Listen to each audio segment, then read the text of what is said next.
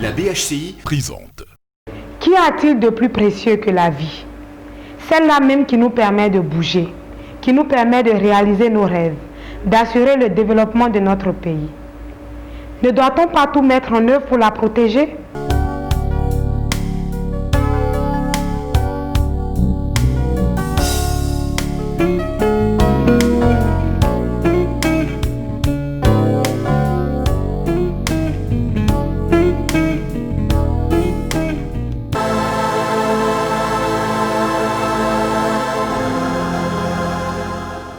Mesdames et messieurs, bonsoir.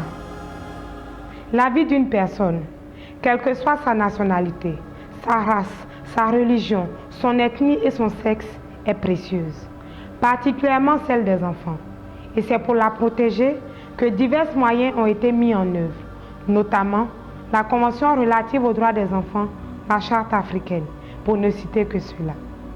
Malheureusement, depuis le 19 septembre 2002, notre pays, la Côte d'Ivoire, connaît une crise, sinon la crise la plus grave de toute son histoire. Et ce sont ses enfants, ces enfants qui en sont les victimes.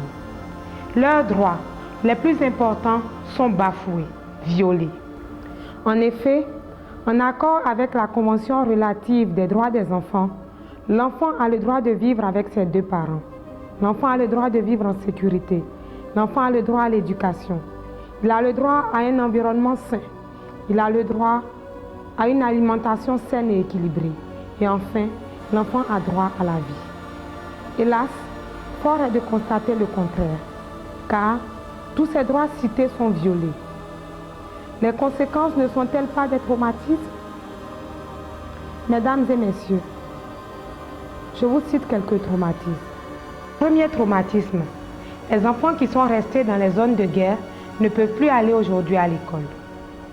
Deuxième traumatisme, les enfants des quartiers dits précaires qui ont été déguerpis ne peuvent plus aller aussi à l'école parce que les nouvelles zones d'habitation sont assez éloignées. Troisième traumatisme, les enfants fuyant les zones de guerre avec leurs parents ou bien même souvent seuls, aujourd'hui sont des déplacés.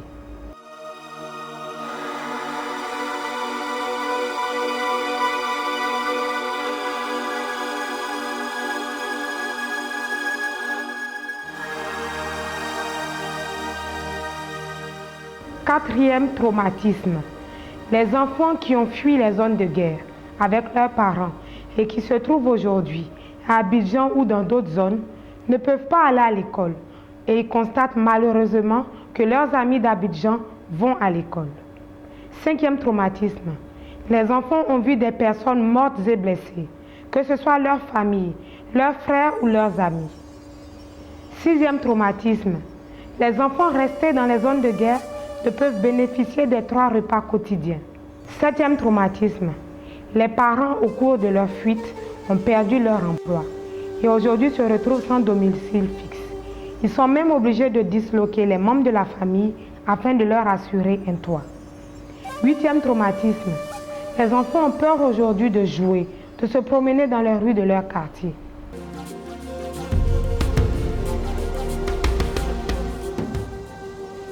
Ivoiriens, Ivoiriennes, peuple de Côte d'Ivoire, nos enfants souffrent.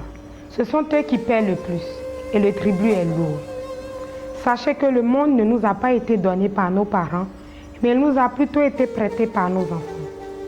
Les enfants sont nos juges de demain. Et les enfants d'abord ne le diront pas assez. L'avenir de notre pays, la Côte d'Ivoire, ce sont nos enfants. Protégeons-les. À tous.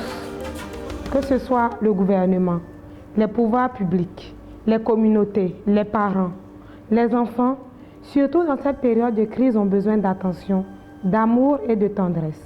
Aidons-les. Il y a eu beaucoup de dégâts. Les enfants ont été enrôlés dans les armées malgré l'interdiction des articles 52 de la Convention relative aux droits des enfants, 28 de la Charte africaine et 2 du protocole additionnel. Enfin, j'espère que toutes les parties réunies actuellement à Lomé au Togo, dans le cadre des pourparlers, n'oublieront pas la Convention relative aux droits des enfants ni la Charte africaine. afin de mettre tout en œuvre pour assurer un avenir meilleur et certain à tous les enfants de la Côte d'Ivoire. Que Dieu bénisse la Côte d'Ivoire et qu'il nous permette de retrouver notre climat de paix d'antan pour l'avenir de nos enfants. Merci, à jeudi prochain. Ensemble, créons un monde d'espoir pour les enfants.